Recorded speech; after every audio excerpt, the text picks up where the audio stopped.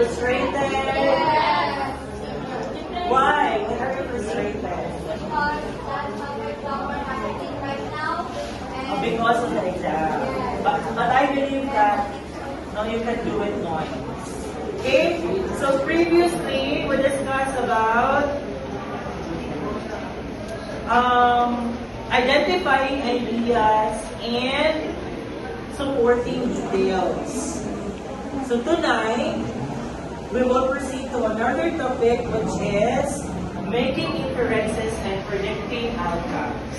So for us to be guided all throughout our lessons, so for us to be guided all throughout our lesson, so I have prepared an objectives for everybody. Number one is make inferences using textual clues and prior knowledge, predict story outcomes through collaboration, reading activities, distinguish between strong and weak inferences using evidence-based reasoning.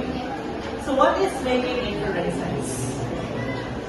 Making inferences and predicting outcomes. So making inferences, please read Noyes. so making inferences, the process of using clues from the text, prior knowledge, and reasoning to draw conclusions about information but is not explicitly stated. It involves reading between the lines to understand what the author implies. Okay, very good. So making inferences is the process of looking for clues, contextual clues, okay, in a certain passage or a story. Now let's have an example. Please read, Mr. Escototo.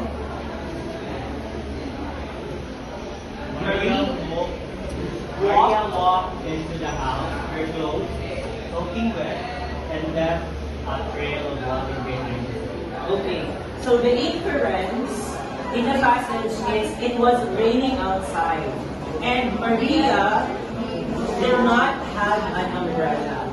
Okay? Another example, would like to read. Yes, Miss Maria.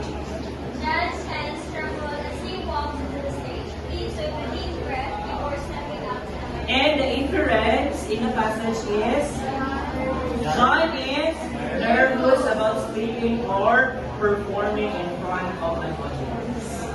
Pwede na ika. Next, Rina, let's proceed to predicting outcomes. Predicting outcomes is the ability to anticipate what will happen next based on the information provided in the text and one's knowledge of similar situations. Predictions can be confirmed or revised as more details emerge. Now let's have an example. A passage, Lisa forgot to set her alarm last night. This morning, the sun was already up when she opened her eyes in a panic. So what do you think is the prediction based on the passage?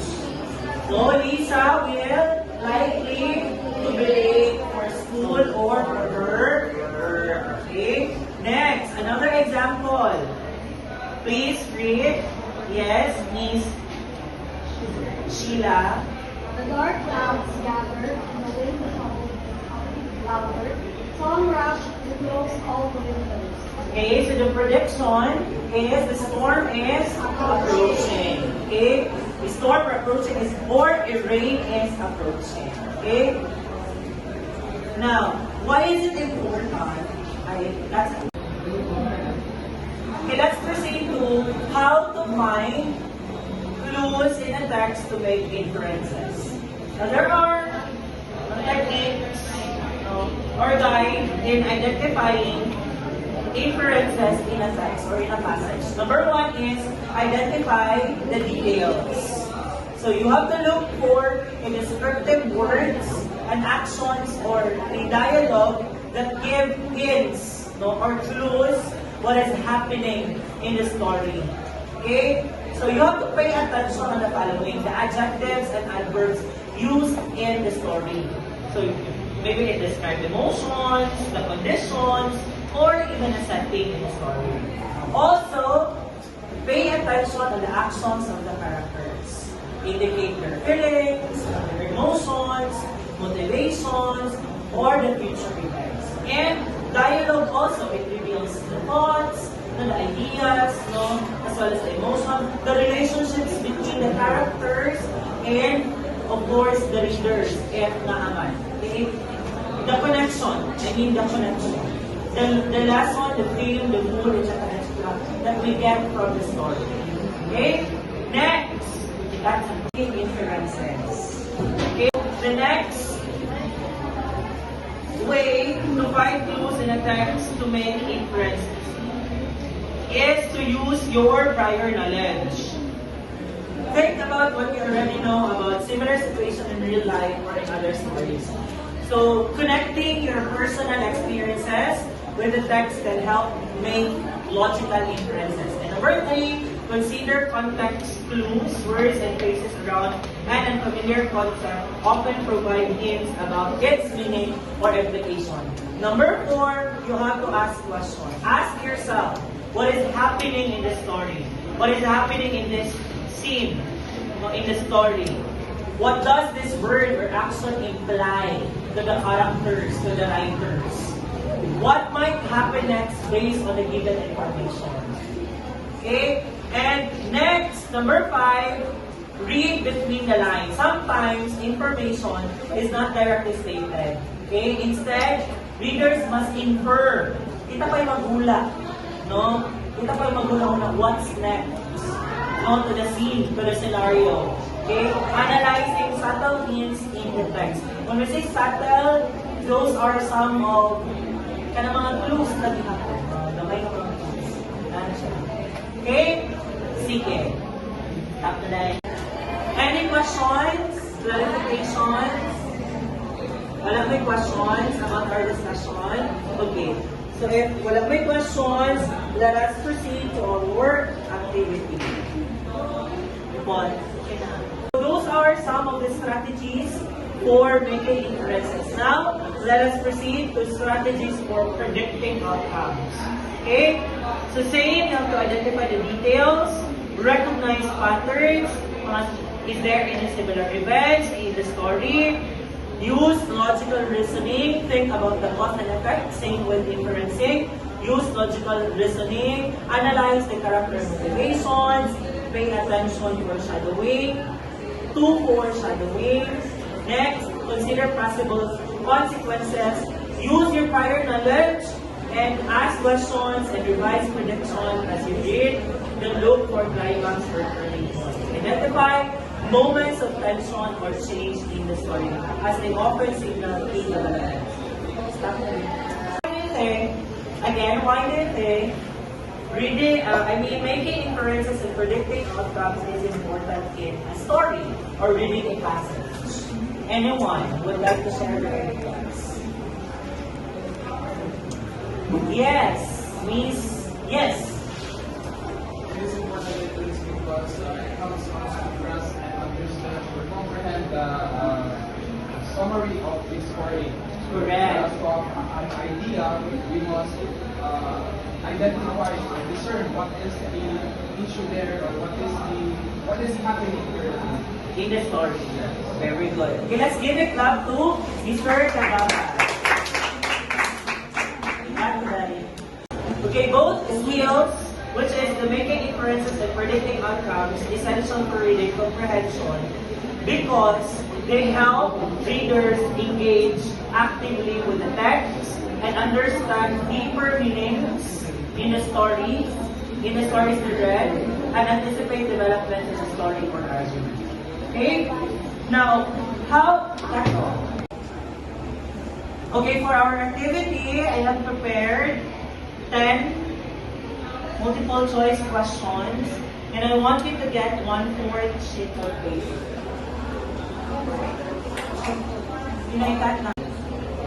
Number 9, which of the following is not a good way to predict an outcome? A, B, C, or D? C. Okay, letter C. Ignoring all details and making a random guess. And for the last number, Samantha's hand shook. She read, what can you infer?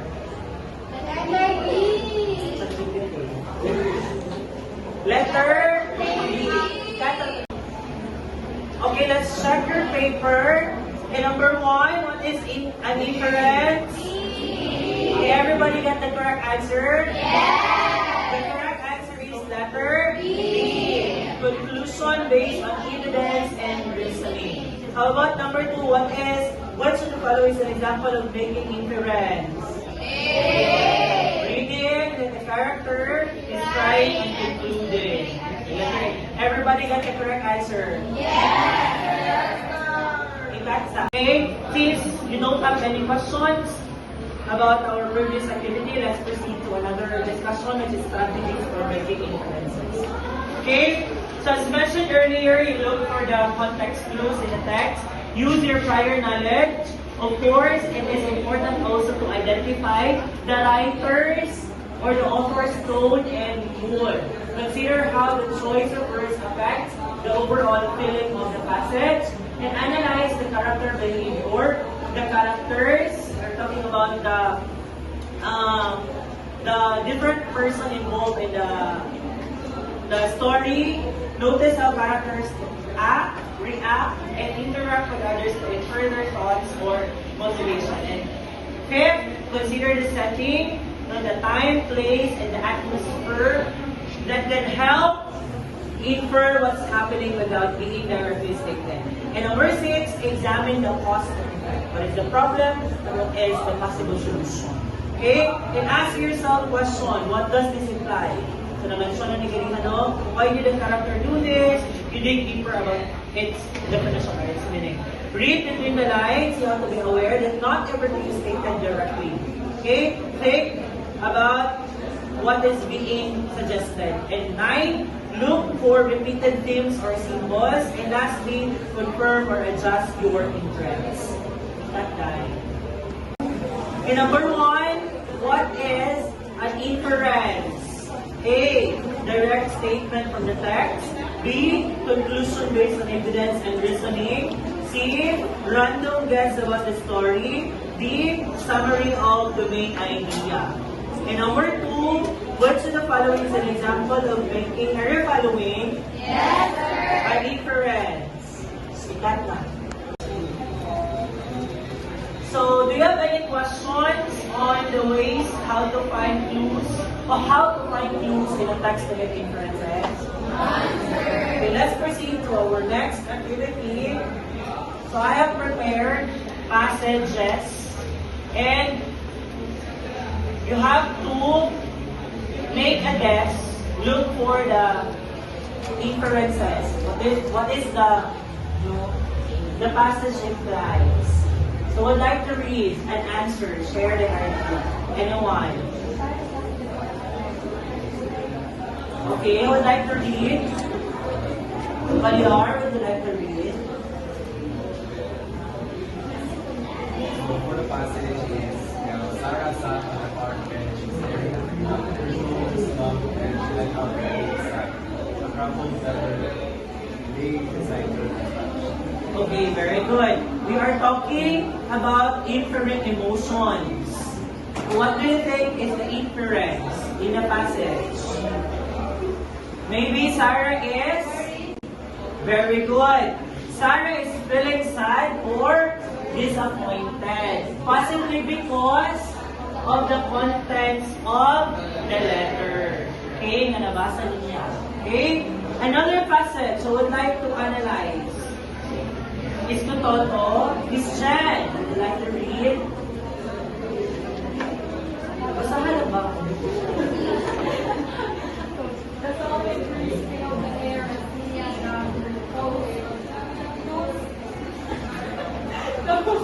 the water seagulls overhead diving towards the wind. You're talking about entering setting. Okay, yes. Yes. Miss Hansi. Okay. The story takes place at the beach. Even though the word beach is not explicitly mentioned in the passage.